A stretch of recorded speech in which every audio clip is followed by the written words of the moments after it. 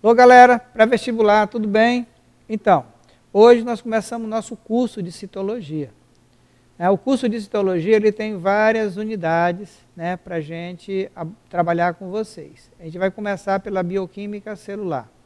A bioquímica celular ela vai falar das substâncias que compõem a célula. Tá? Então é uma base para você entender a citologia.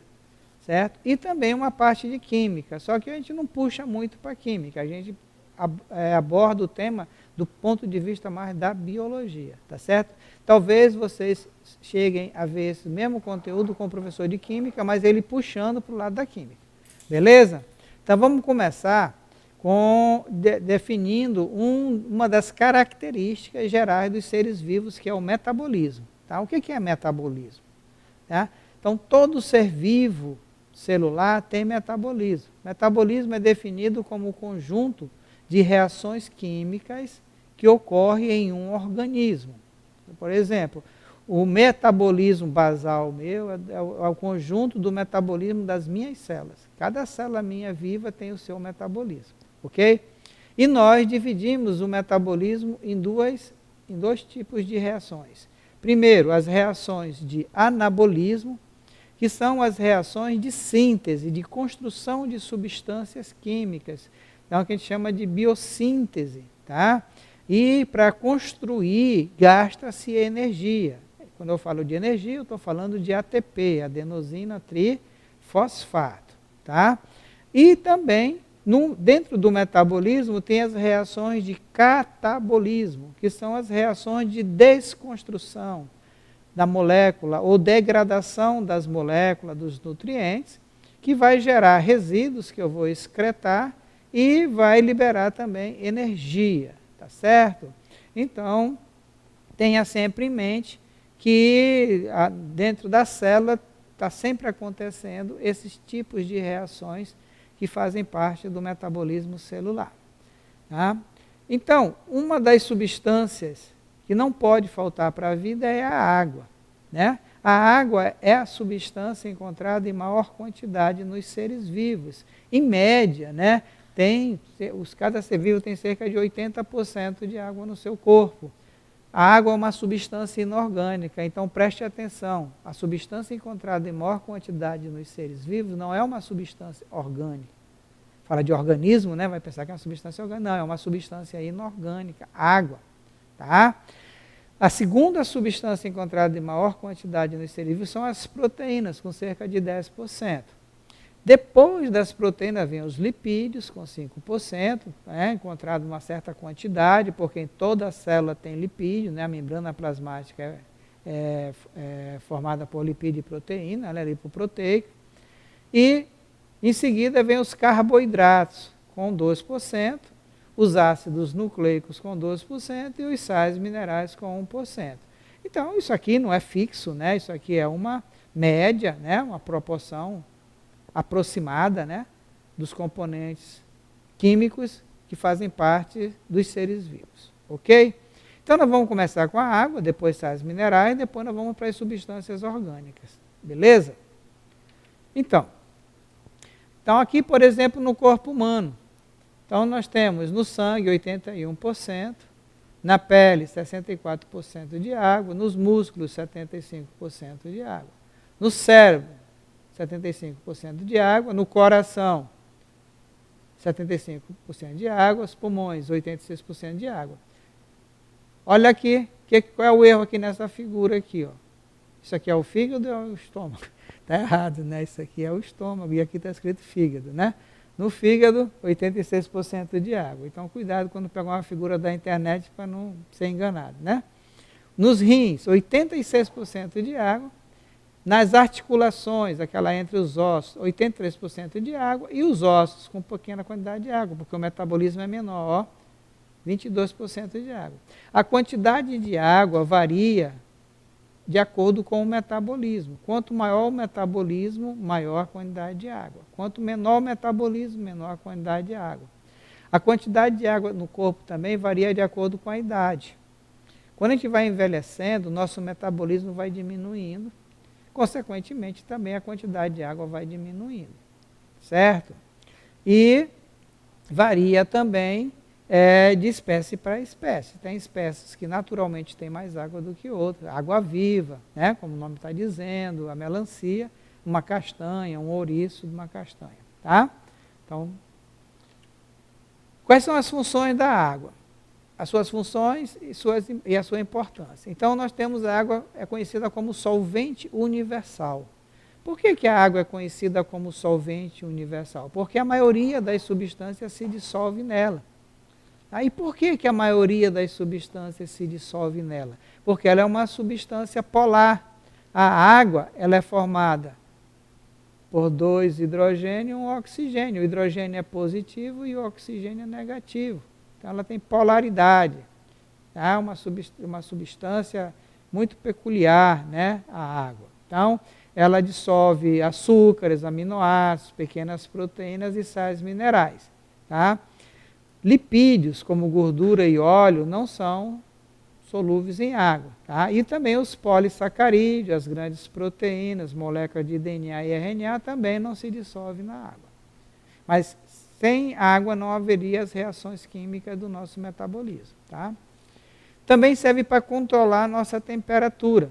A água no nosso corpo vai evitar variações bruscas de temperatura, tá certo? E a gente vai ver mais na frente que a temperatura é um fator importante para o nosso metabolismo, porque ela influencia na atividade enzimática. Reações químicas, como eu já disse, né? A água participa como reagente ou como produto. Por exemplo, na fotossíntese, ela participa como reagente, na respiração, como produto final, né? Na hidrólise, a água atua como reagente e quebra moléculas orgânicas, como o amido. Tá? O amido é formado por inúmeras moléculas de glicose. Na nossa digestão, para a gente quebrar, a gente vai hidrolisar essa molécula. Tá? Sem água, as reações químicas que ocorrem nos seres vivos seriam paralisadas, não teria vida. Tanto é que se procura água em outros planetas, porque se encontrar água ou vestígio de água, significa que possivelmente deve existir algum tipo de vida parecida com essa que a gente conhece. Ok? A osmose. Então, quando eu falo de osmose, eu falo de água. Né? A osmose é um tipo de transporte passivo, né, no qual a água passa do meio menos concentrado para o meio mais concentrado. Então, a água pode entrar na célula. Para a água entrar na célula por osmose, o que tem que acontecer? O citoplasma da célula tem que estar mais concentrado do que o meio extracelular. Mas também a célula pode perder água para o meio. De que maneira? Se o meio extracelular estiver mais concentrado do que o meio intracelular. Então, a gente chama essa passagem, né, de água atravessando a membrana de um meio menos concentrado para um meio mais concentrado, chama de osmose. Ok? Tensão superficial. Você já deve ter visto, né, um inseto andando sobre a água. Como é que ele consegue fazer aquilo? Ele não afunda, e a gente afunda. Né? Você já deve ter colocado água num copo além da borda e forma aquela, parece uma película ali por cima e a água não derrama. Ou brincado fazendo bolha de sabão. Então, isso é possível por causa da chamada tensão superficial, certo? Como eu disse que as moléculas de água são polares, né? O hidrogênio de uma molécula de água reage com o oxigênio de outra molécula de água e forma essa coluna, né? Essa tensão superficial, okay? Que permite isso. Capilaridade, isso a gente vê com mais clareza lá na botânica, né, na transmissão na condução pelo xilema da seiva bruta. Né? Então, mais uma vez, em função da sua característica de polarizada, né, as moléculas de água costumam aderir a determinada superfície, como molhando tecido, subindo em tubo muito fino, capilares, né, como ocorre lá nas plantas. Tá? E chegamos na segunda substância inorgânica, que são os sais minerais. Os sais minerais, galera, eles são encontrados em pequeníssimas quantidades. Suas principais fontes são os nossos alimentos, né? Também a água, também água mineral, né? Por que é água mineral? Porque além do H2O, também tem sais minerais dissolvidos nela, né? E nos alimentos. Eles são encontrados em pequeníssimas quantidades nos seres vivos, mas indispensável para a vida. Uma falta de um sal pode acarretar um distúrbio metabólico complicado na vida do indivíduo. Então, eles são encontrados em pequenas quantidades e sempre na forma iônica, tá? De íons, de sais, né? E tem como função conferir rigidez aos ossos, como o caso do fosfato de cálcio, participar de reações químicas, como acontece com ATP, tá? Com o potássio, com o sódio, compor moléculas orgânicas como o DNA, o RNA, a membrana plasmática, né? Que é formada por fósforo, lípides e proteínas, tá? Mas nós fizemos uma lista aqui de alguns sais minerais que podem ser cobrados na prova de vocês. Tá? Não colocamos todos, colocamos alguns e com suas respectivas fontes. Por exemplo, o cálcio. Quando a gente fala em cálcio, toda a galera sabe que ele é importante para os ossos, para dar rigidez aos ossos e os dentes. Mas nós temos que lembrar que além dessas funções, dessa importância, o cálcio também é importante na coagulação sanguínea, tá? Juntamente com a vitamina K. Ele também é indispensável na transmissão do impulso nervoso e na contração muscular. Tá? Aonde que a gente encontra cálcio? Quais são as nossas fontes de cálcio? Vegetais verdes, tá? Principalmente a couve, né? É rica em cálcio, o leite e produtos lácteos. Né? O leite é o mais conhecido. Né? E a soja também tem muito cálcio. Né? Os vegetais, de um modo geral, têm bastante cálcio. O cloro, quando a gente fala em cloro, a gente lembra lá do bactericida, né? Mas ele atua no balanço líquido do corpo, entra na constituição líquida extracelular, tá? E atua na manutenção do pH. Então, o sal de cozinha é cloreto de sódio. Então, ali tem o sódio e o cloro, tá? O cloreto, no caso. Tá? Aí tem que ter parcimônia ao usar o sal de cozinha por causa da questão da pressão arterial. O cobre entra na constituição de muitas enzimas, como o cofator, né? E é essencial para a síntese de hemoglobina, o pigmento que dá a cor vermelha para o nosso sangue. Embora quem faz parte da hemoglobina é o ferro, mas o cobre é indispensável para formar a hemoglobina. Tá? A gente encontra no feijão, né? O feijão é rico em cobre. O ovo é um alimento completo, ele já contribui com quase tudo que a gente precisa, peixe, e o trigo integral. O cobalto, ele é um sal mineral indispensável para a formação da vitamina B12, que é essencial para a produção de as hemácias, tem a ver com a questão da anemia, tá? E eu encontro em carnes e laticínios. O enxofre, a gente encontra em alguns aminoácidos, é componente de muitas enzimas também, e essencial na atividade metabólica normal, vou encontrar em carnes e vegetais. O fósforo é importante para a rigidez dos ossos, fosfato de cálcio, falei para vocês, os dentes, né? Participa do ATP, adenosina trifosfato, atua no armazenamento e transferência de energia, entra na constituição dos ácidos nucleicos e da membrana plasmática. Leite, laticínios, carnes e cereais. E o ferro, falei para vocês agora da hemoglobina, né, importante componente da hemoglobina, pigmento que dá a cor vermelha para o nosso sangue, a mioglobina, também encontrada lá nos músculos, e de enzimas respiratórias. O ferro está sempre ligado à questão de energia. Né? Nós vamos encontrar nossa fonte de ferro na carne, fígado, gema do ovo, legumes, vegetais verdes. Ok? Mais sais minerais, o flu, quando a gente fala de flu, lembra da cárie, né? Então ele constitui os ossos e dentes e protege contra a cárie. Ele é um germicida, né? Por isso a importância da água tratada, água fluorada, saneamento básico para prevenir cáries nas crianças. O iodo, que é adicionado ao sal de cozinha. O sal de cozinha é cloreto de sódio, só que no Brasil a gente adiciona o iodo, porque o iodo é indispensável para o bom funcionamento da tireoide. Tá? Além ele colocado artificialmente no sal de cozinha, a gente encontra também em laticínios e em frutos do mar. Como frutos do mar não é acessível à população brasileira de um modo geral, né? Então a gente adotou, né, o Brasil adotou a medida de adicionar o iodo ao sal de cozinha, que é um produto relativamente barato, todo mundo usa, e com isso a gente diminuiu muito a incidência de problemas na tireoide no Brasil. O magnésio, tá? Ele compõe muitas enzimas, né, um cofator, é necessário para o funcionamento de nervos e músculos, tá? E ele, nos vegetais, faz parte do pigmento verde, que dá a cor verde para as folhas, que é a clorofila, tá? Então a gente vai encontrar em cereais e vegetais verdes, claro, já que ele faz parte da clorofila. O potássio, junto com o sódio, né, são importantes na transmissão do impulso nervoso, na contração muscular, bomba de sódio e potássio, tá? Encontra em carnes, leites e frutas.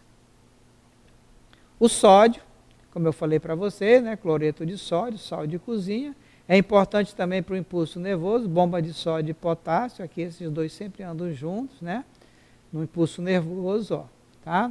E para o balanço hídrico do corpo, encontrado no sal de cozinha, também tem que ter muito cuidado no consumo desse produto. E o zinco, né, entra na constituição de várias enzimas também, e é encontrado em vários alimentos, principalmente em sementes. Ok, galera? Então aí uma listinha de alguns sais minerais e suas devidas importâncias, tá? Não precisa decorar todos, os mais importantes, né? O fósforo, o ferro, o iodo, né? O magnésio, o sódio, o potássio e o cálcio são mais importantes.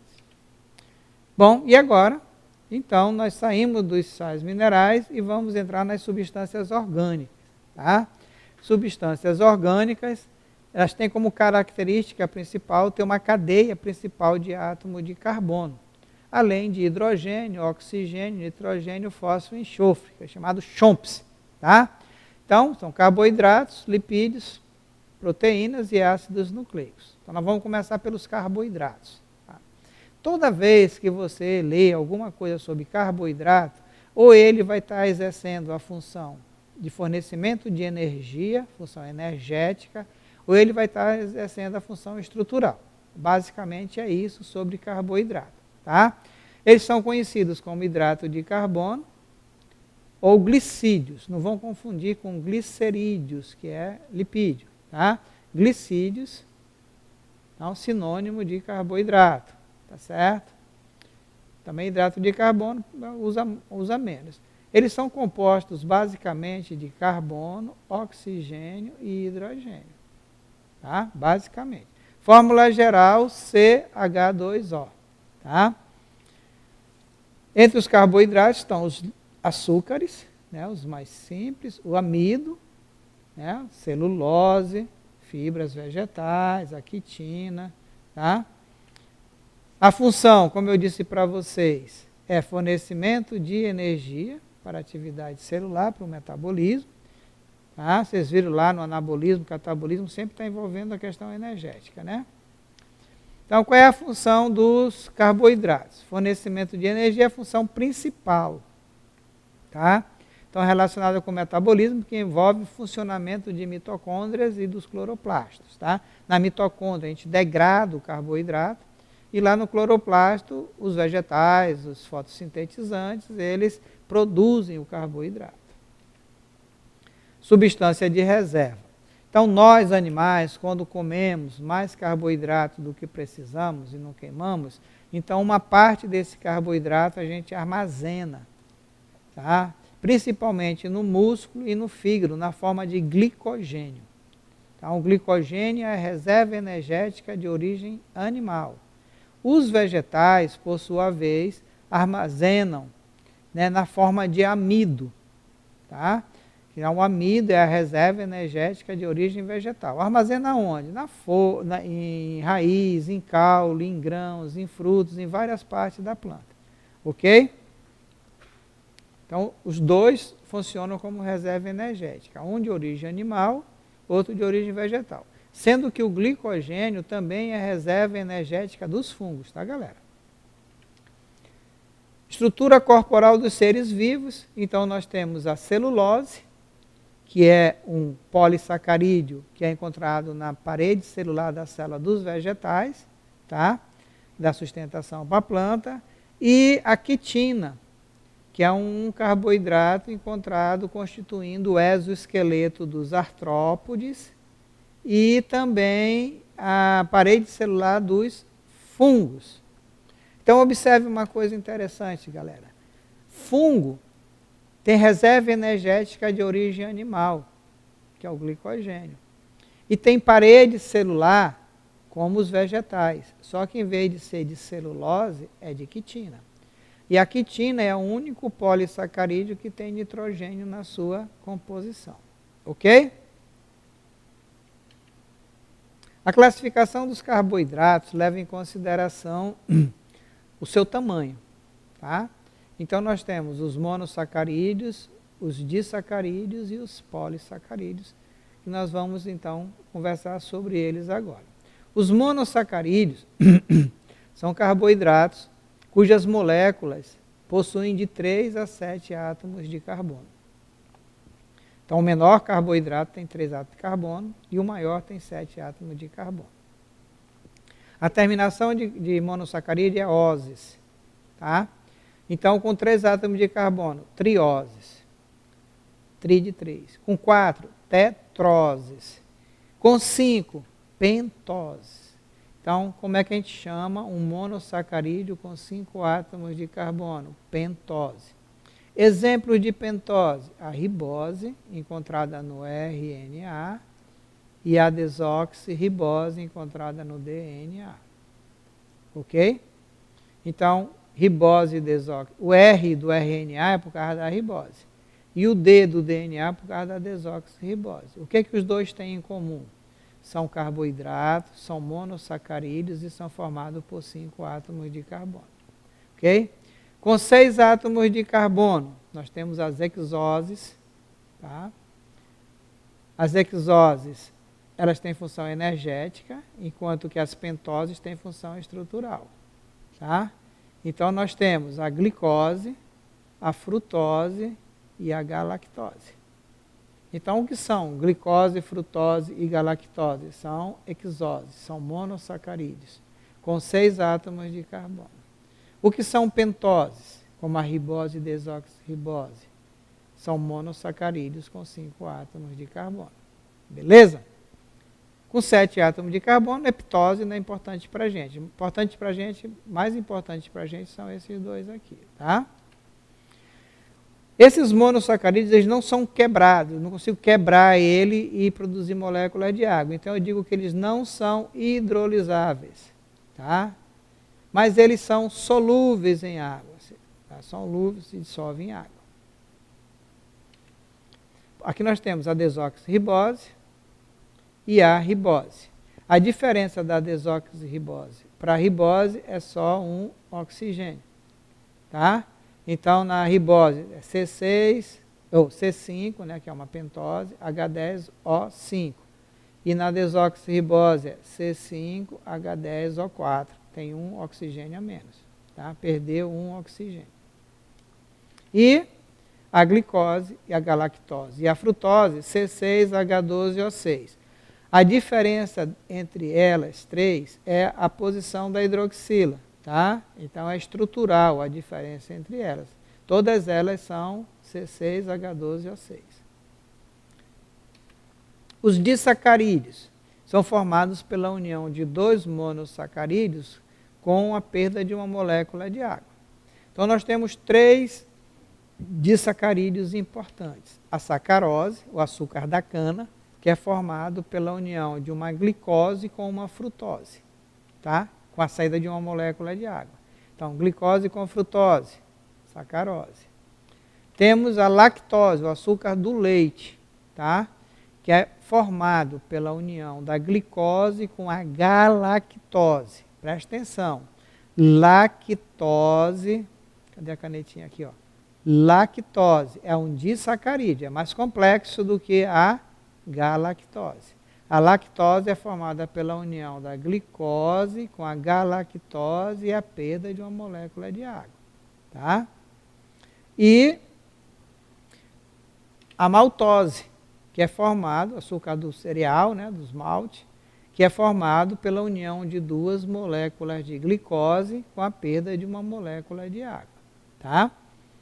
Então, a maltose, ela é, no nosso caso, uma parte da digestão intermediária do amido. A gente come o amido, transforma em maltose e depois transforma em glicose. Todos esses açúcares são hidrolisáveis e são solúveis em água, igual os monossacarídeos, só que os monossacarídeos não são hidrolisados. Tá? Então, maltose, para reforçar, maltose, glicose com glicose, sacarose, glicose com frutose, lactose, galactose com glicose. Tem que decorar isso, ok? E os polissacarídeos são macromoléculas formadas sempre pela mesma unidade, no caso a glicose. Tá? Então a gente chama ele de polímeros de monossacarídeos. Tá? A menor parte, a unidade do polissacarídeo é chamado de monômero, porque ela se repete. Tá? Os polissacarídeos são insolúveis em água, tá? Diferente do mono e disacarídeos, e são hidrolisáveis, como o disacarídeo. Tá? E apresenta a função, como eu já falei para vocês, de reserva animal e vegetal e estrutural. Tá? Então nós temos o amido, que é substância de reserva vegetal, formado por monômeros de alfa-glicose. Tá? O amido é branco, toda a parte do vegetal que for branca é rica em amido. Tá? O glicogênio, reserva energética de origem animal e dos fungos, também é formado pela alfa-glicose, assim como o amido. A celulose compõe a parede celular dos vegetais, estrutural nesse caso, é formado pela beta-glicose. E o único polissacarídeo que tem nitrogênio na sua composição é a quitina, que faz parte do exoesqueleto dos artrópodes e da parede celular dos fungos. Tá? Então aqui nós temos exemplo de produtos ricos em amido, aqui rico em celulose, aqui onde fica armazenado o glicogênio, no fígado e nos músculos. Quando tem alta taxa de glicose no sangue, a gente pega essa glicose e guarda na forma de glicogênio, uma reação chamada de glicogênese. Quando falta glicose no sangue, a gente tira do glicogênio e manda lá para o sangue, do fígado para o sangue, um fenômeno chamado de glicogenólise. Tá? E aqui a quitina, o exoesqueleto de um artrópode, de um inseto, está abandonando aqui a sua carapaça velha, exúvia, né? É que diz essa muda aqui, né? Controlada hormonalmente. Então isso aqui é a quitina. Ok? E chegamos aonde? No lipídio, que é a nossa segunda substância orgânica que a gente vai estudar. O lipídio tem várias funções, né? Que a gente vai conversar um pouco sobre elas aqui. Então são biomoléculas, né? Constituídas de carbono e hidrogênio. Carboidrato era carbono, hidrogênio e oxigênio. Né? Apresentam estruturas variadas e exercem muitas funções no nosso organismo. Né? São encontrados em toda a membrana plasmática de todas as células, certo? E nas células adiposas dos animais. Temos os óleos e gorduras, que são insolúveis em água, são substâncias apolares, tá? De natureza hidrofóbica, não se dá com a água, fobia, né? Hidrofobia, e solúveis em certo solvente orgânico, como o álcool, acetona, tá? Pode dissolver a gordura. Funções do lipídio. Então, função de reserva energética. Nós vimos que nossa reserva energética para curto prazo é o glicogênio, mas para longo prazo é lipídio, tá? Então, o grande excesso que nós comemos e não queimamos, nós transformamos em gordura, camada adiposa, tá? Quando acaba o glicogênio, a gente recorre então ao lipídio, né? Fornecendo combustível para os músculos e cérebro. É estrutural, participa da membrana celulares, da membrana plasmática, lipoproteica, tá? Por ser apolar, é um excelente isolante térmico. Né? Então, animais que vivem em clima muito frio costumam ter uma camada de tecido adiposo mais espessa, né? Para proteger contra o frio. E também como reserva energética. Tá? E nos vegetais, o suber, que é um tecido morto dos vegetais, que também funciona como isolante térmico, para fazer a rolha, a cortiça. Né? Isolante elétrico, ele vai constituir a bainha de mielina, né, que reverte o axônio lá dos neurônios para melhorar a transmissão do impulso nervoso. Okay? Proteção mecânica, o lipídio nos protege contra choque mecânico, né, diminuindo o impacto, certo? Então a camada adiposa protege o corpo, tá? E os órgãos internos contra essas pancadas aí, amortecendo a pancada. Principais grupos de lipídios. Então nós temos os glicerídeos. Olha, agora eu falei para você não confundir glicídios com glicerídeos. Tá? Formado por moléculas de álcool, o glicerol, e 3 moléculas de ácidos graxos. Então, uma molécula de álcool, glicerol, e 3 moléculas de ácidos graxos vai formar os triglicerídeos ou triacilgliceróis. Tá? Temos, por exemplo, os óleos e gorduras. Tá? Então, óleos e gorduras são glicerídeos. Tá? Eles podem ser saturados. O que é um lipídio saturado? Né? Um glicerídeo saturado. Se a ligação, vai ser saturado se a ligação entre os carbonos da cadeia de ácidos graxos forem simples, não tiver nem dupla nem tripla ligação. Ele é saturado. Então, que tipo de lipídio é a gordura? É uma gordura saturada. A gordura é um lipídio saturado. Por quê? Só tem ligação simples. Tá? E eles podem ser insaturados, quando apresentam dupla ligação. Por exemplo, óleos. Então, os óleos são glicerídeos insaturados. Tá? Os glicerídeos são usados como reserva de energia em sementes, tá? Como a gente vê, a semente de soja, girassol. Tá? Isolante térmico, é o caso da gordura. Tá? Reserva energética, tecido adiposo de aves e mamíferos. Presta atenção, só tem tecido adiposo, ave e mamífero. Isso é uma coisa importante porque aves e mamíferos são animais que nós chamamos de homeotérmicos. Animais que mantêm a temperatura do corpo constante. Tá ok? E tem os fosfolipídios. Né? São os principais grupos de lipídios, formados pela combinação de um glicerídeo com 2 moléculas de ácidos graxos e um fosfato, encontrado lá na membrana plasmática. Fosfolipídio e proteína. Membrana plasmática é formada por fosfolipídios e proteínas.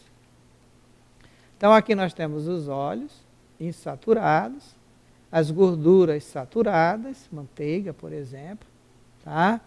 E aqui nós temos o fosfolipídio, tá? O fosfato ligado aqui a 2, como eu disse aqui anteriormente, um glicerídeo com 2 moléculas de ácidos graxos. Um glicerídeo com 2 moléculas de ácidos graxos, formando a bicamada lipídica. Ó. Tem 2 camadas lipídicas aqui, ó, fosfolipídica. Tá? E a proteína. Tá? Lembrando que o lipídio aqui, ó, ele é hidrofóbico. E o fosfato é a parte hidrofílica. Tá? Da membrana plasmática, a gente vai ver isso num próximo encontro. As ceras, os cerídeos, formados por uma molécula de álcool, que não é o glicerol. Tá? O glicerol geralmente está lá nos outros tipos de glicerídeos, né? Unidas a uma ou várias moléculas de ácidos graxos. Exemplo, a cera da abelha, cera de carnaúba. Tá?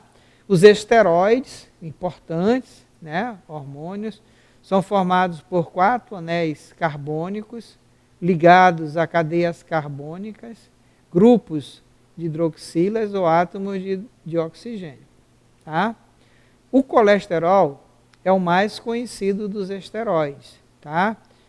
E ele também está associado às doenças cardiovasculares, mas ele é imprescindível, existe na membrana plasmática dos animais e é imprescindível para produzir os nossos hormônios sexuais. Tá? O esteroide, o colesterol, ele é produzido no fígado, tá? Ou obtido através de alimento de origem animal. Então, nosso fígado já produz naturalmente, mas a gente ainda come mais ainda colesterol, né? E é precursor dos hormônios sexuais, como eu disse para vocês, né? É importante componente da membrana celular, fazendo elas ficarem mais elásticas, né? Não existe colesterol em células vegetais ou em bactérias, tá? Então presta atenção que isso foi motivo de uma questão no vestibular aqui de Boa Vista, dizendo que o colesterol é uma das substâncias mais abundantes na membrana celular. Não especificou de quem, está errado. Se fosse de animais, tudo bem, mas não especificou. Ok? Então aqui nós temos a cera da abelha, né? E aqui a formação de colesterol, né? Aqui na coágulo, aqui no vaso sanguíneo, diminuindo, estreitando a artéria, né? Aumentando a pressão, podendo levar aí a complicações para o indivíduo, certo? Essas placas de gordura. E chegamos na substância mais importante, né? Do ponto de vista do vestibular e para a vida também, que são as proteínas. Então, o que são proteínas? Proteínas são polímeros de aminoácidos, tá? São substâncias orgânicas mais abundantes nos seres vivos, só perde para a água, que é inorgânico, né? Formam várias estruturas celulares, tem várias funções, tá? E a gente vai ver ela mais detalhadamente agora. Então, algumas funções das proteínas. A estrutural, constrói o corpo, certo? O nosso corpo é formado por proteínas, basicamente. Defesa, os anticorpos, né? Que defende o nosso corpo contra os agentes invasores. Catalítica, as enzimas, as proteínas mais especiais que existem, né? Ela tem a função de acelerar as reações químicas sem gastar muita energia e sem elevar demais a temperatura, certo? A ação catalisadora. Hormonal, muitos hormônios são de origem lipídica, acabamos de falar, né? De alguns hormônios do reprodutor feminino e masculino, né? Podemos citar também a insulina, que é um hormônio de origem proteica, né? De composição de proteína. Comunicação entre diferentes órgãos e tecidos, neurotransmissores, tá certo? Reparar os órgãos danificados, né? A cicatrização, né? Como o colágeno, por exemplo, certo? E a unidade básica das proteínas são os aminoácidos, tá? Então aqui temos um aminoácido básico, certo? Presta atenção que eu vou detalhar uma coisa aqui para vocês. Todo aminoácido, ele vai ter esse carbono aqui central. Ó, 1, 2, 4, ligado a 4 partes aqui, né? Tetravalente, chamado carbono alfa, tá? Esse carbono alfa do aminoácido, ele se liga a um hidrogênio, por um lado. Por um outro lado, ele liga ao grupo amina, ao NH2. E outro lado, ele liga a carboxila, COOH. E um radical, tá? Observa o seguinte, a única coisa que muda nos 20 tipos de aminoácido é o radical. Então, essa parte aqui, ó, que eu estou contornando aqui, ó, essa parte aqui, ó, ela é comum a todos os 20 aminoácidos. O que é comum aos 20 aminoácidos? O carbono central, o hidrogênio, o grupo amino, o grupo carboxila. O que muda de um aminoácido, o que torna um aminoácido diferente do outro? O seu radical. Beleza? Então, são conhecidos 20 tipos de aminoácidos diferentes. A diferença entre eles é o seu radical. Tá? Então, existem os aminoácidos chamados de naturais. Tem várias classificações para aminoácidos, mas vamos pegar essa aqui que é mais importante para a gente na prova. O que são aminoácidos naturais? São os aminoácidos produzidos pelo organismo. Nossa própria célula constrói ou produz esses aminoácidos. Por isso que eles chamam de naturais. Exemplo de aminoácidos naturais para a gente: glicina, alanina, serina, cisteína, tirosina, arginina, ácido aspartico, ácido glutâmico, histamina, asparigina, glutamina e prolina. Para os vegetais, todos os aminoácidos são naturais. Tá? Vegetal não precisa consumir aminoácido de ninguém. Ele produz todos os aminoácidos que ele precisa. Todos os aminoácidos vegetais são naturais.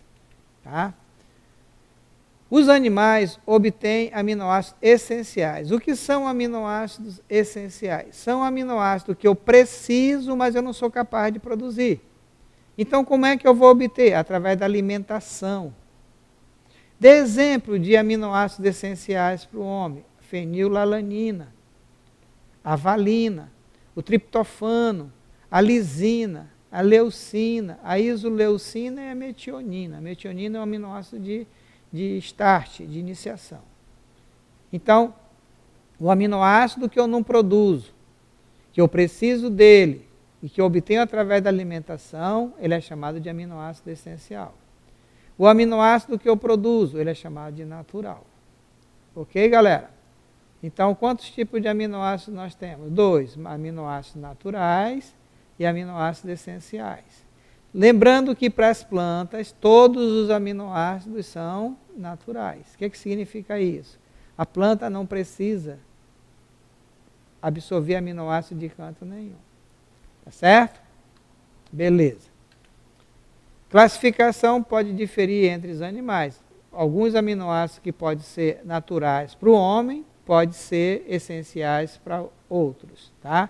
Por exemplo, a histadina é natural para o ser humano, histadina é natural para o ser humano e é essencial para os cães, certo? Então o cão não consegue sintetizar esse aminoácido, ele tem que obter através da alimentação. Nós não precisamos, nós produzimos. Formação da proteína. A proteína, quando está sendo sintetizada, lá no retículo endoplasmático rugoso, fica um aminoácido do lado do outro. Aqui, ó, lisina, glicina, leucina, valina, alanina. Essa aqui, essa estrutura linear, ela é chamada de estrutura primária. Todas as proteínas no início ficam assim. Tá? Depois, o hidrogênio de um aminoácido começa a se ligar com o hidrogênio de outro, formando as pontes de hidrogênio. E ele vai adquirir esse formato aqui de uma mola, que a gente chama de helicoidal. Tá? Antigamente chamado de espiral, hoje é chamado de helicoidal. Também todas as proteínas ficam assim, parecendo uma mola. Tá? Essa estrutura é chamada de estrutura secundária. Acontece que a sequência de aminoácidos na proteína pode fazer com que eles fiquem com esse formato diferenciado uma da outra. Tá? Aqui é devido à ligação de sulfeto. Tá? Tem aminoácidos que tem enxofre, às vezes esse enxofre um liga com o outro e vai dando essa conformação, essa configuração, que a gente chama de estrutura terciária da proteína. Tá certo? No caso aqui, uma proteína da hemoglobina. Tá? A hemoglobina é uma proteína formada por 4 proteínas diferentes, ligadas pelo ferro. Tá? Aqui é o ferro, grupamento M. Então, quando 2 ou mais proteínas se unem por algum grupamento não proteico, a gente diz que ela está na estrutura quaternária. Tá? Essa estrutura quaternária, terciária, elas podem se romper por alguns fatores, como o pH e a temperatura, fenômeno que nós chamamos de desnaturação proteica. Tá certo? A gente vai falar isso mais para frente. Então, é importante você saber que toda proteína passa pela estrutura primária e secundária. Ela vai se diferir quando chegar na estrutura terciária. Ok? Então, aqui nós temos a proteína na estrutura dela, né? como ela é feita, e se ela for submetida a uma variação de temperatura muito grande para cima, por exemplo, né? Ou variação de pH, ela pode sofrer um processo chamado de desnaturação proteica, quando ela tem a sua estrutura terciária alterada. Como eu disse para vocês, uma das proteínas mais importantes são as enzimas. Tá? Alguns biólogos chegam a dizer que sem enzimas não haveria vida, certo? Então, e elas são muito cobradas em prova. Né? E o que são enzimas? Enzimas são proteínas especiais que têm função catalítica, de acelerar, de facilitar as reações químicas, tá? Sem gastar muita energia e sem elevar demais a temperatura. Existem outros catalisadores, mas elevam a temperatura e gastam muita energia. A vantagem das enzimas são essas. Tá? Então, são essas proteínas especiais, facilitam as reações químicas que ocorrem nos seres vivos, aumentando intensamente a velocidade dela. Então, elas acontecem de uma maneira muito mais rápida. Ok? A gente costuma dizer que são catalisadores biológicos ou biocatalisadores. Então, como é que ela faz isso? Ela diminui, ela atua, né, diminuindo a energia de ativação necessária para começar a reação química. Então, qual é a função das enzimas? Diminuir a energia de ativação necessária para realizar as reações catabólicas. Poupa energia para o organismo. Então, aqui, por exemplo, aqui nós temos o gráfico, né, onde tem a energia de ativação e o caminho da reação. Então, aqui é o reagente, certo? Aqui, em vermelho, seria a energia de ativação sem o catalisador. A gente gastaria isso aqui, ó, e demoraria isso aqui, ó, certo? Com a enzima, tá? Com a enzima aqui em azul, tá? Então, o que a gente vai ter? A gente vai ter ela acontecendo com um gasto menor de energia e com um intervalo de tempo menor ainda para acontecer. Tá certo? Durante muito tempo, a gente acreditou que as enzimas eram, ainda são, né? Mas assim, que todas elas eram específicas. Para cada substrato existia uma enzima específica. Isso rendeu até um modelo chamado modelo chave-fechadura. Tá? Mais recentemente, a gente descobriu que algumas enzimas elas podem se ajustar ao substrato. Então, hoje nós temos, mas não são todas, é uma minoria. Tá? Então, aqui nós temos, nesse cinza aqui, nós temos o modelo chave-fechadura, foi proposto em 1984 por Emil Fischer. Tá? Então, para cada substrato tinha uma enzima específica. Tá?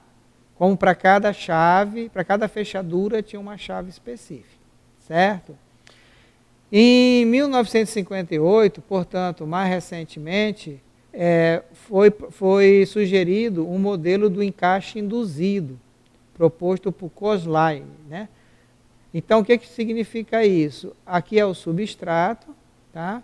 E a enzima ela vai alterando ligeiramente sua forma para poder se ligar ao substrato. Então, a enzima ela vai se adaptando ao substrato. Isso acontece para poucas enzimas, tá? Esse encaixe induzido. De um modo geral, para o vestibular, a gente considera o modelo chave-fechadura, tá?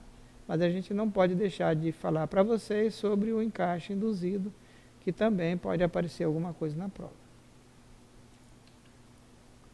Nomenclatura da enzima. Como é que se dá nome para a enzima? Antigamente, quando um bioquímico, um biólogo descobria uma enzima, ele batizava do jeito que ele queria.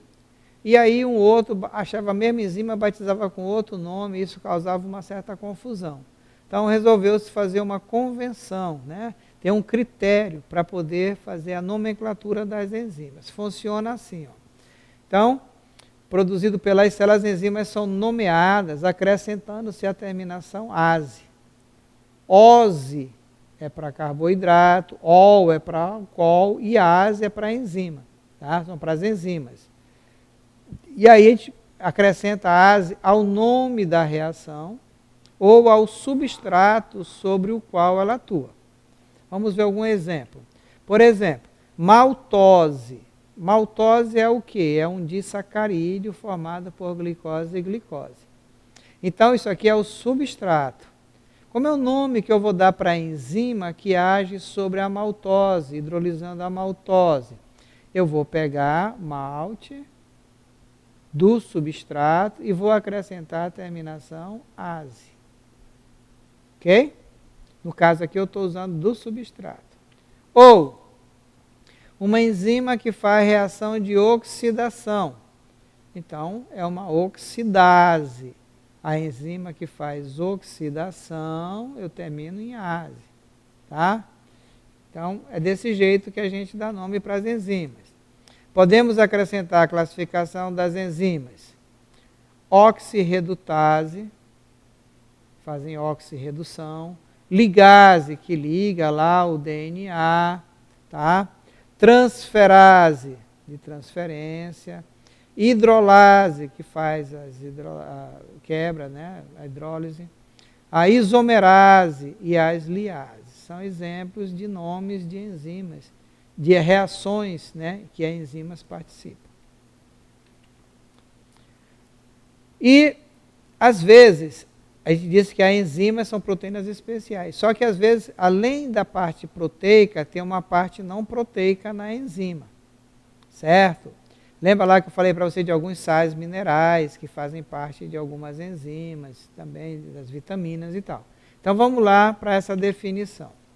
Então, muitas enzimas são formadas apenas por proteínas simples, aminoácidos. E outras são formadas por proteínas conjugadas, constituídas por proteína mais quem? Proteína mais uma apoenzima. O que é a apoenzima? É a parte proteica de aminoácido.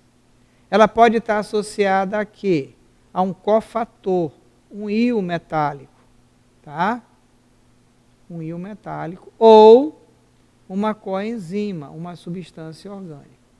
Então, se a parte proteica da enzima estiver ligada a um íon, esse íon a gente vai chamar de cofator. Tá? Se a parte de proteína de uma enzima estiver associada a uma substância orgânica, a gente chama de coenzima.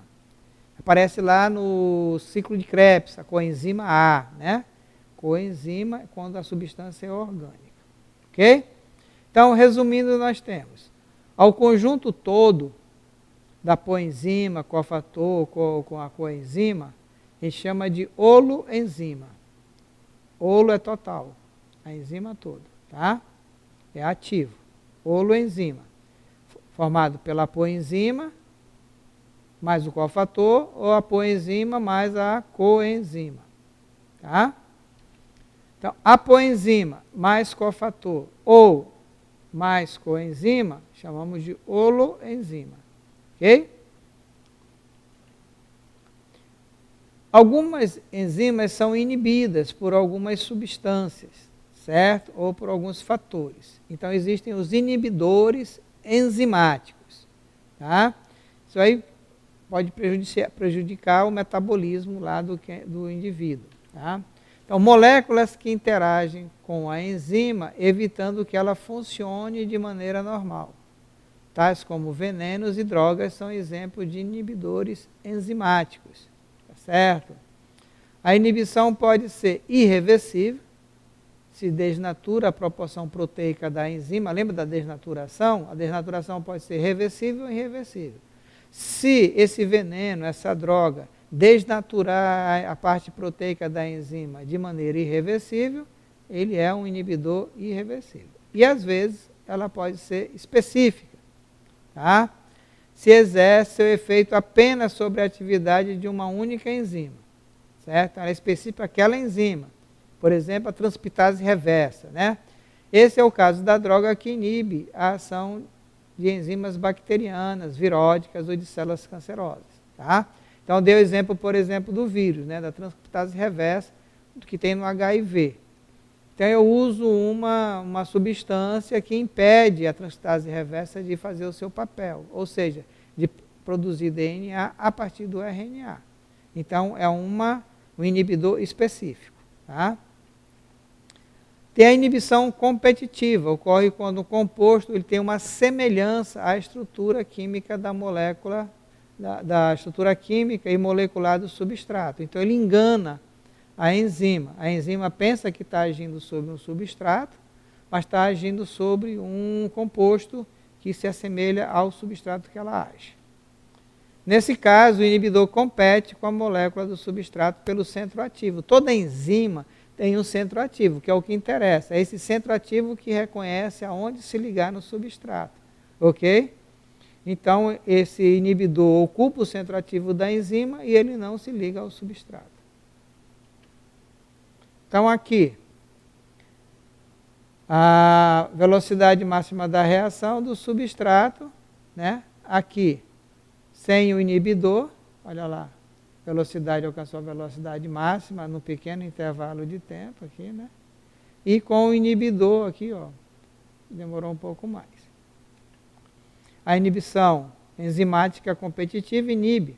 O inibidor fica preso à enzima e impede que a outra molécula substrato possa se associar. É reversível, né, esse tipo de inibição. Muitas moléculas substrato conseguem deslocar o inibidor. Tá? A eficiência da inibição depende da concentração do inibidor. Tem pouco ou tem muito. E, como eu disse para vocês, as proteínas são as substâncias mais importantes e as enzimas são as substâncias mais importantes dentre as proteínas. Só que as proteínas elas são sensíveis a alguns fatores, como, por exemplo, a temperatura e o pH. E como as enzimas são proteínas, elas também são sensíveis à variação de temperatura e pH. Então, trouxe 2 gráficos aqui para vocês, tá? Que são muito cobrados em prova. Então, vocês prestem bem atenção. Esse primeiro gráfico aqui é a rapidez da reação, velocidade da reação, nesse eixo aqui, e aqui a temperatura. Observe que em 10 graus, a velocidade da reação está bem aqui, ó. Com 20 graus, o que aconteceu? Aumentou um pouco a velocidade da reação. Com 30 graus, aumentou mais um pouco ainda. Ó. E com 37, 36 graus, 30 e poucos graus, atingiu o ponto máximo da velocidade da reação. Essa temperatura aqui, ó, na qual a enzima atingiu a velocidade máxima da reação, é chamado de T ótimo. Temperatura T ótimo. É a temperatura na qual a enzima vai atingir a velocidade máxima. Passando do T ótimo, o que acontece com a velocidade da reação? Vai diminuindo, podendo inclusive ocorrer o quê? A desnaturação. E essa desnaturação pode ser irreversível ou pode ser reversível. Tá? Por isso a gente tem muito medo de febre. Febre é doença? Não, febre é um sintoma de uma doença. Mas tem alguém com febre, o que a gente vai fazer? Tentar baixar a febre. Por que a gente tem medo de febre? Porque pode deixar sequelas. Que sequelas são essas? Pode ocorrer uma desnaturação de uma enzima importante no corpo do indivíduo e deixar ele sequelado para o resto da vida. Às vezes é reversível, às vezes é irreversível. Ok? E o pH. Aqui no caso, eu trouxe exemplo de enzimas que agem no nosso sistema digestivo. Tá? Aqui a rapidez da velocidade da reação e aqui o pH. Tá? Essa aqui verde é a pepsina. A pepsina é uma enzima que a gente produz no nosso estômago. Observe que ela vai atingir a velocidade máxima no pH 2. Extremamente o quê? Ácido. Então, o pH ótimo da pepsina é o pH ácido 2. Se variar do 2, se aumentar o pH, o que vai acontecer com essa enzima? Vai sofrer desnaturação. Tá certo? A maioria das enzimas do nosso trato digestivo, ela gosta de pH neutro, por volta do 7. Tá? Como, por exemplo, a amilase salivar. nossa boca. Tá? Outras enzimas, como a produzida pelo pâncreas, o suco pancreático, elas se dão melhor em pH mais elevado, de 8 para cima, básico, certo? Então, cada enzima tem um pH ótimo, onde ela acelera a reação à sua velocidade máxima. Variando do ótimo, o que vai acontecer com a velocidade da reação? Vai diminuir. Podendo ocorrer desnaturação, em relação ao pH, sim, é possível, mas é mais difícil. Acontece mais a desnaturação em função da temperatura. Ok? Vitaminas, o que são vitaminas? Qual é a origem da palavra vitamina? A gente vai ter que ter uma aula só sobre vitaminas, tá? Preparar uma aula para vocês só sobre vitaminas. Aqui hoje a gente vai falar um pouco por cima, tá? Abordar um pouco por cima. A primeira substância que a gente descobriu que era indispensável para a vida era uma amina. Amina. Lá do aminoácido, lembra? A amina era vital, ou seja, indispensável para a amina. Então, amina vital, vital, amina virou o quê? Vitamina. Hoje chamamos de vitamina uma série de substâncias indispensáveis para o bom metabolismo do nosso corpo. Ok? Então, são substâncias orgânicas que os organismos vivos não conseguem produzir. São necessárias em pequenas quantidades para manter o metabolismo normal. Ora, se a gente não consegue produzir, da onde a gente vem a vitamina que a gente precisa? Do nosso alimento.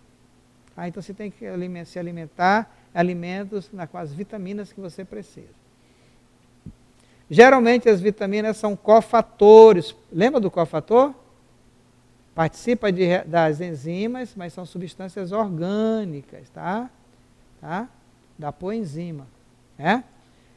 De reações enzimáticas. Sua deficiência altera a eficiência da atividade fisiológica, ok? Nós chamamos de avitaminose, carência total de determinada vitamina. E hipervitaminose, excesso de uma vitamina no organismo, tá? Hipovitaminose, carência parcial de determinadas vitaminas. Então, nós temos as vitaminas hidrossolúveis. Por que elas são chamadas de hidrossolúveis? Porque elas se dissolvem em água. Devem ser ingeridas diariamente, podendo ser armazenadas em pequenas quantidades, mas são eliminadas na urina. Como, por exemplo, a vitamina C e as vitaminas do complexo B. Tá? Então, vitamina C e do complexo B são vitaminas hidrossolúveis, têm que ser ingeridas diariamente, ok? E temos as vitaminas lipossolúveis. Dissolve-se em lipídio, mas não se dissolve em água, tá? E solvente orgânico. E é armazenado no nosso tecido adiposo. Mais uma vez, vou falar para vocês, tecido adiposo, aves e mamíferos, tá certo? Sua ingestão não deve ser diária. Por exemplo, vitamina D. Ok? Então, quantos tipos de vitamina? 2. As hidrossolúveis e as lipossolúveis.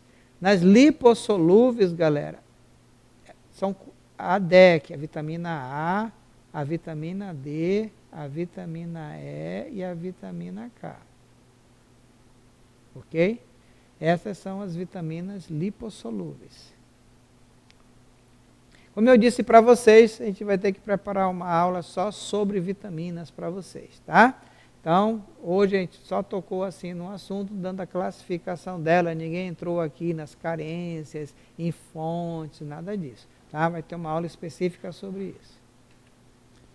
Os ácidos nucleicos são polímeros de nucleotídeos. Foram descobertos no século XIX. Os ácidos nucleicos estão associados à hereditariedade, né? Constituindo os genes, né, que comandam a produção de proteínas, determinando, né, as nossas características genéticas e a síntese de proteína. Tá certo? São encontrados aonde? Apesar do nome ácido nucleico, no início da citologia que descobriram, achavam que ele só tinha no núcleo. Por isso deram o nome de ácido nucleico. Mas depois descobriu que também eles são encontrados nas mitocôndrias e nos cloroplastos, mas mantém-se o nome ácido nucleico pela fama que já teve. Ok? Existem dois tipos básicos de ácido nucleico, o DNA. DNA, a sigla do inglês de ácido desoxirribonucleico. Nós já falamos da desoxirribose hoje, né?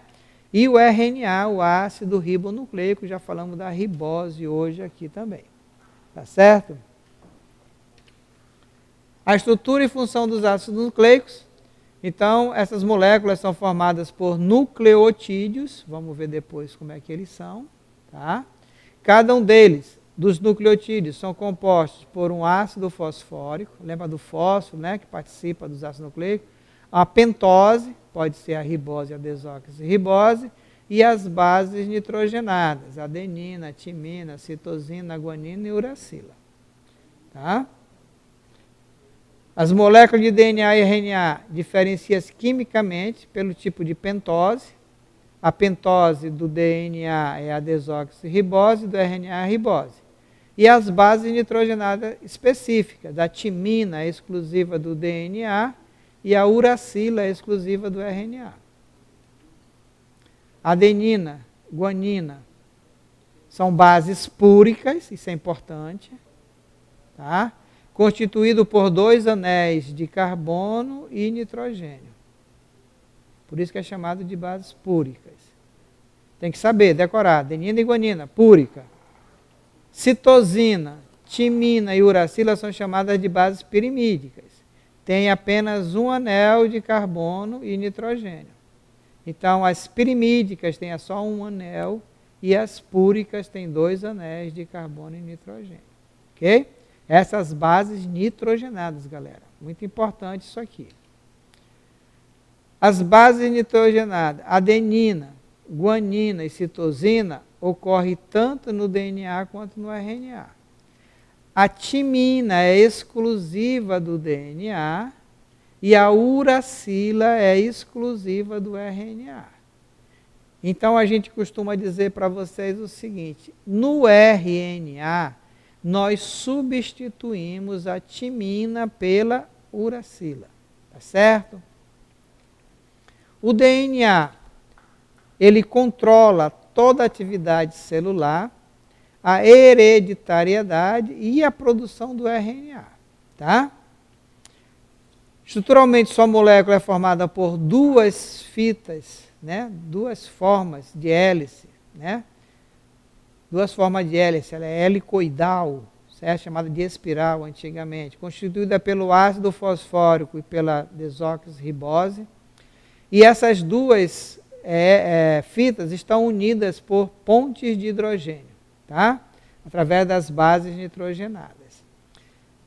No DNA, galera, a adenina sempre se liga com timina.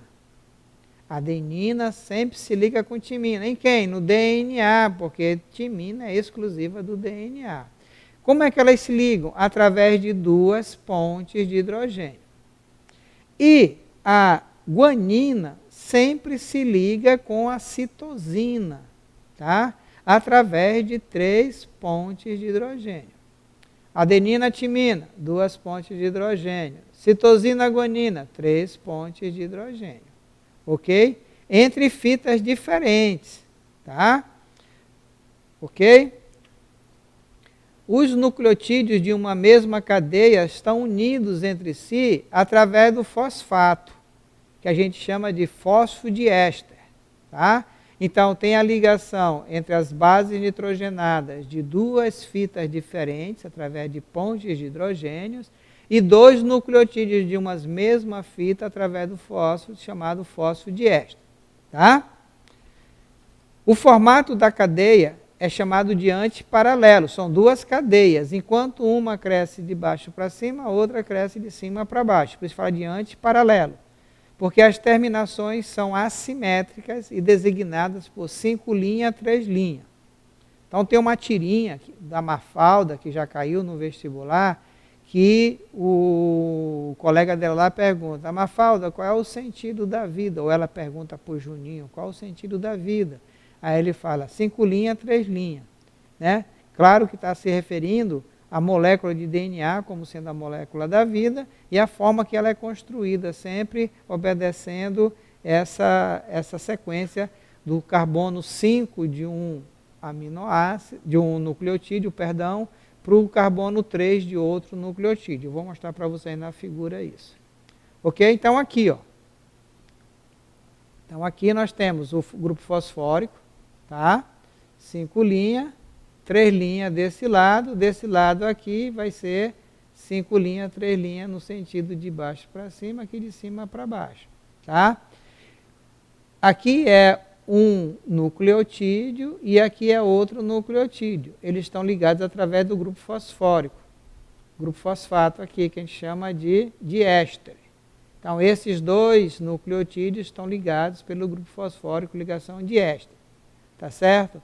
Agora, esse nucleotídeo está ligado a esse, dessa outra fita, ó, adenina, timina, por 2 pontes de hidrogênio. Enquanto a citosina e guanina está ligada por 3 pontes, está vendo 3 pontos de hidrogênio aqui, ó, tá? Então aqui, ó, 5 linhas, 3 linhas nessa paralela, cadeia principal, tá? De fosfato, ó, 5 linhas, 3 linhas, e essa aqui, 5 linhas, 3 linhas nesse sentido aqui, ó, tá? Por isso que fala aqui antiparalela, ok? Então, mais uma vez, no DNA, a adenina se liga com timina por 2 pontes de hidrogênio e guanina, citosina por 3 pontes de hidrogênio. 2 nucleotídeos de uma mesma fita se ligam pelo grupo fosfórico, carbono 5 de um com carbono 3 do outro, tá? Carbono 5 de um com carbono 3 do outro, ligação diéster, ok? Tá claro? Beleza. O que é uma mutação? Uma mutação é qualquer alteração que pode ocorrer no DNA, levando à transmissão de uma informação incorreta para o RNA. Tá? Essa mutação pode ser espontânea, pode ser induzida, pode ser reversível, pode ser irreversível. Tá? Esse erro induzirá a produção de uma proteína incorreta. Tá? E o RNA. O RNA, o ácido ribonucleico, né?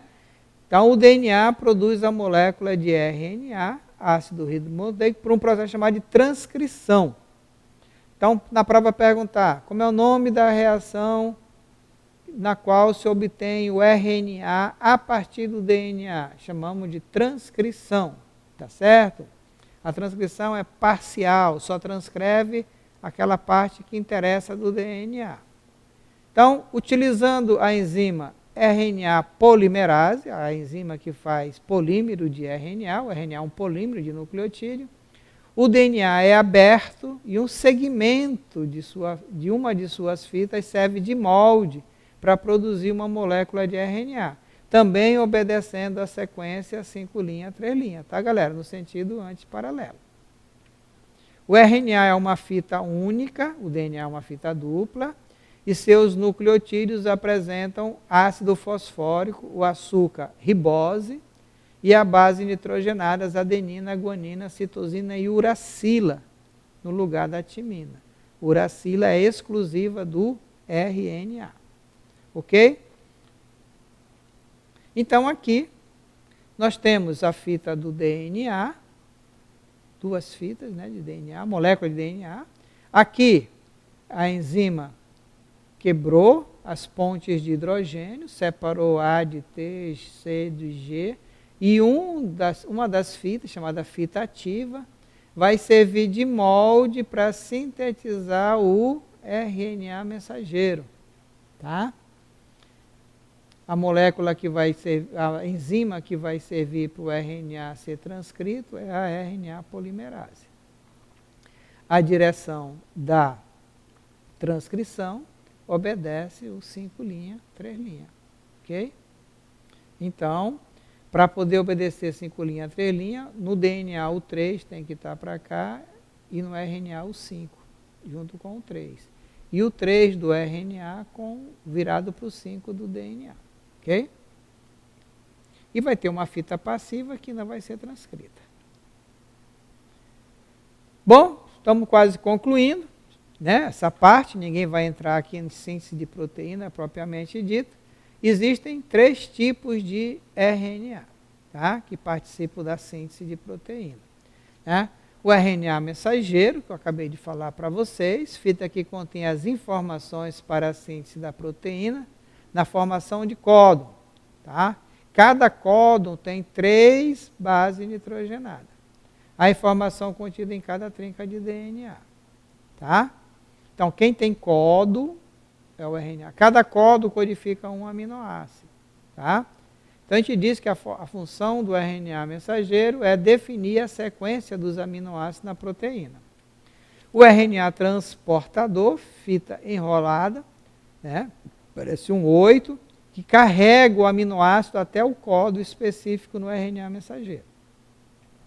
E o RNA ribossômico, que faz parte dos ribossomos, organela celular onde ocorre a tradução, a síntese de proteína. Ok, galera? Então, esses são os 3 tipos de RNA. E aqui nós concluímos essa primeira parte da bioquímica celular. Tá? Vimos as substâncias inorgânicas, água e sais minerais, e as substâncias orgânicas, carboidrato, lipídio, proteína, vitaminas por cima, vamos ter uma aula específica sobre ela, e os ácidos nucleicos. Tá? E depois vamos ter uma aula também sobre síntese de proteína, que é o metabolismo celular. Beleza? Então, um forte abraço e até o nosso próximo encontro. Bye, bye, galera. Fui!